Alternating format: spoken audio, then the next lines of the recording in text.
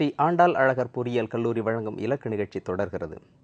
So நம்ம இப்போது engineering college student சேர்ந்த பிறகு அவங்களுடைய communication skill and soft skills அதை எப்படி வளர்த்துக்கிறதுங்கிறத பற்றி பார்த்துக்கிட்டு வரோம். கம்யூனிகேஷன் ஸ்கில்ஸ் தவிர வேறு என்னென்ன, அதாவது பேசக்கூடிய ஆற்றலை தவிர வேறு என்னென்ன தகுதிகள், கல்வி தகுதி ப்ளஸ் பேசுகின்ற ஆற்றல் தகுதி, இதை தவிர வேறு எது மாதிரியான திறமைகளை அவங்க வளர்த்துக்கணும்? ஆமாம், இந்த சாஃப்ட் ஸ்கில்ஸுங்கிற இந்த இதில் வந்து கம்யூனிகேஷன் ஸ்கில்ஸ், டீம் ஸ்கில்ஸ்ன்னு இருக்குது.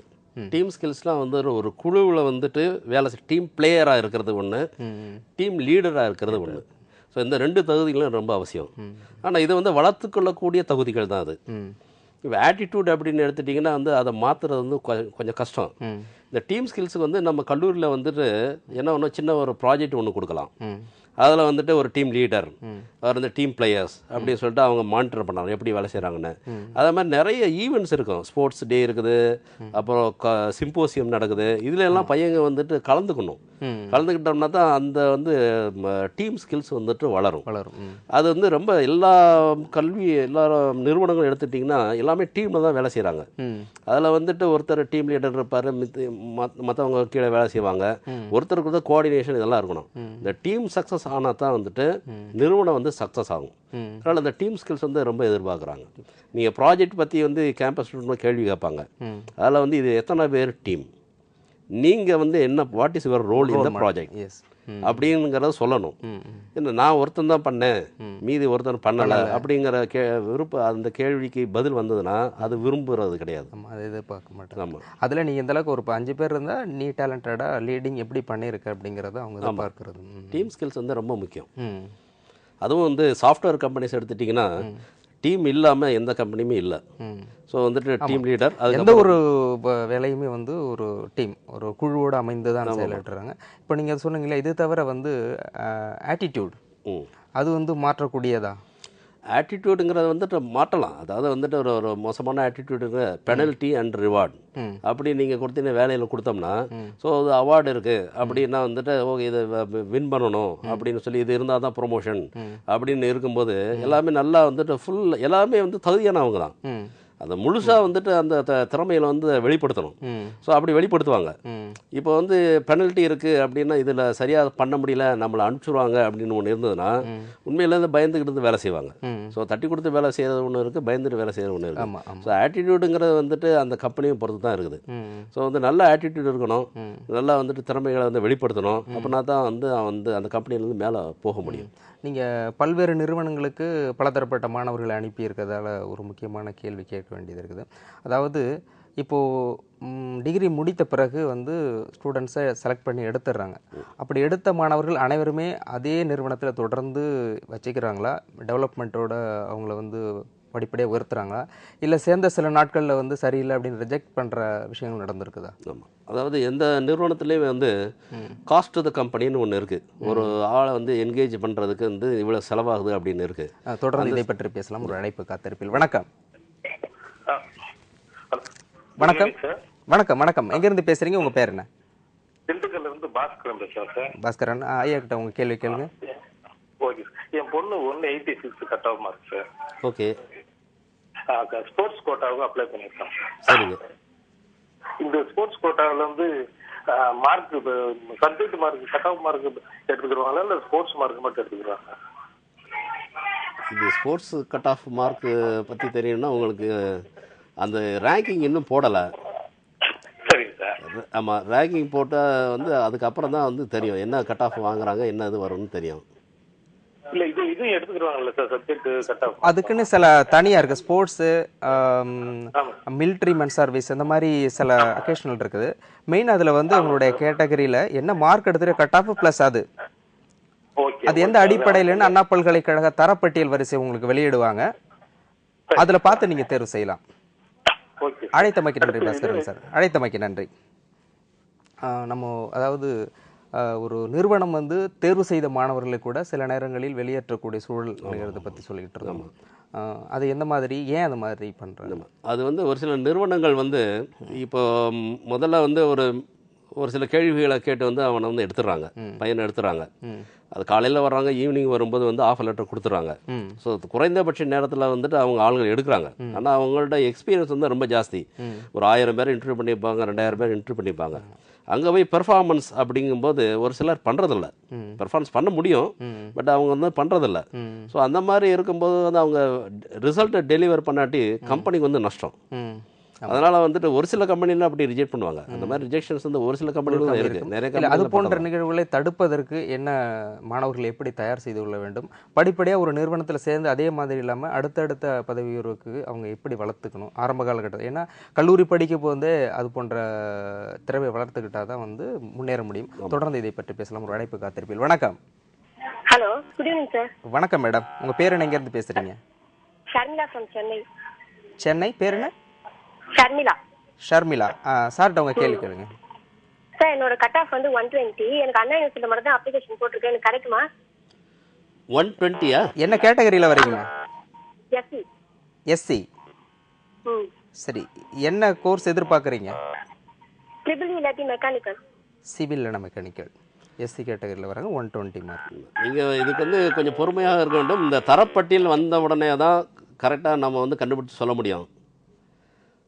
தரப்பட்டியல் வெளியிடுவாங்க. வெளியிட்ட உடனே ஒவ்வொரு கல்லூரிக்கும் ஒவ்வொரு வந்து பிரான்ச்சுக்கும் என்ன கட் ஆஃபில் போன வருஷம் கிடைச்சிருக்கு அப்படின்னு இருக்கும்.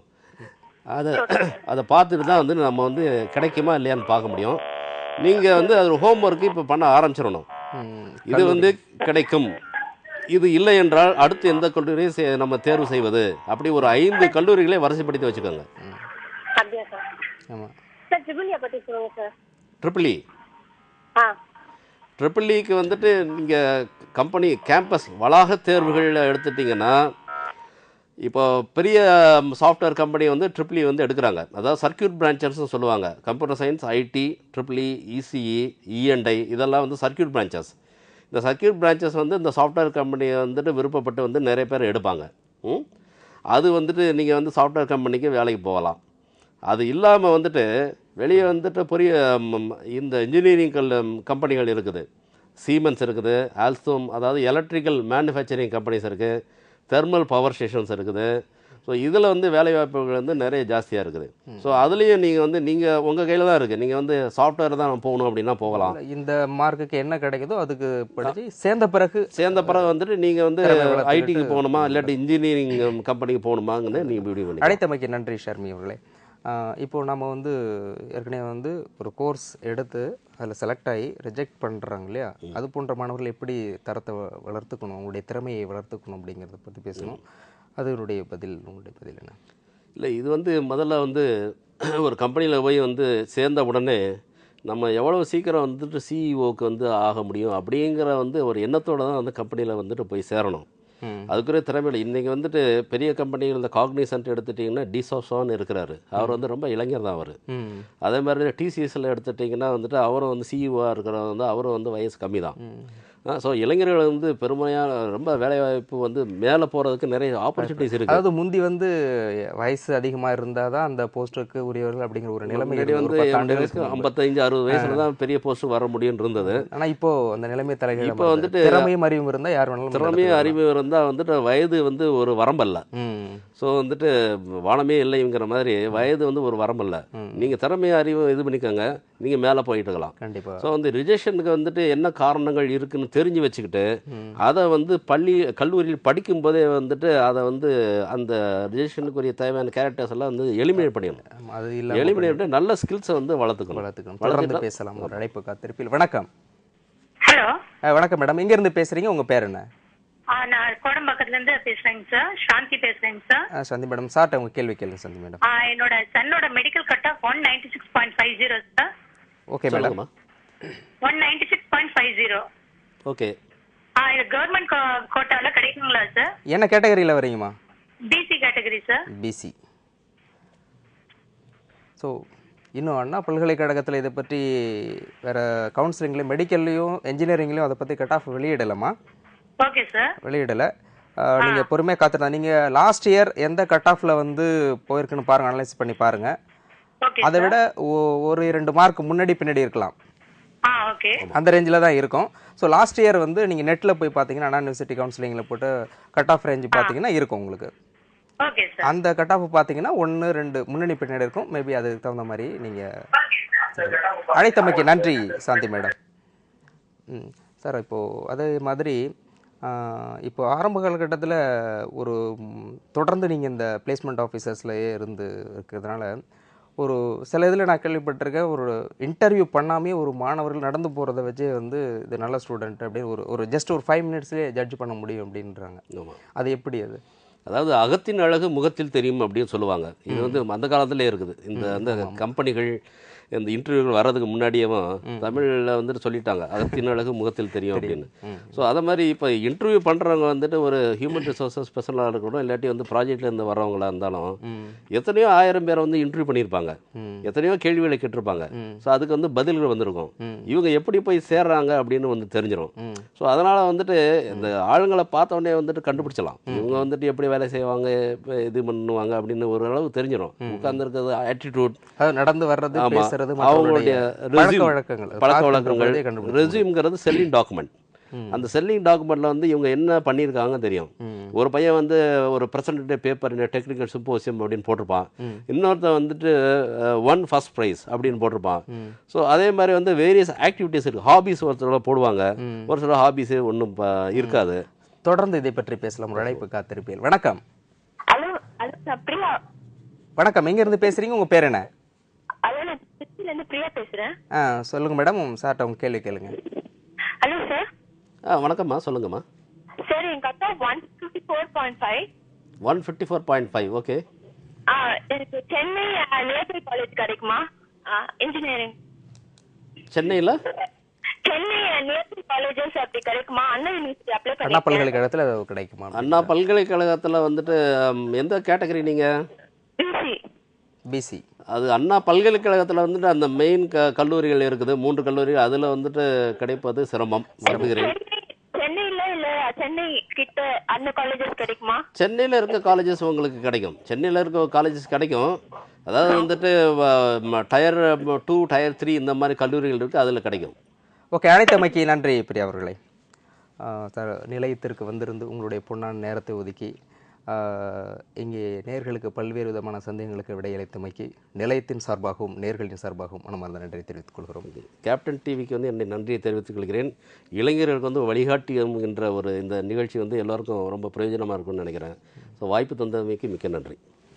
நேர்களே, இலக்கு என்ற இந்த நிகழ்ச்சி நாளை மீண்டும் ஒரு சிறப்பு விருந்தினரோடு உங்களை சந்திக்கின்றோம். அதுவரை உங்களிடம் விடைபெறுகிறோம். நன்றி, வணக்கம்.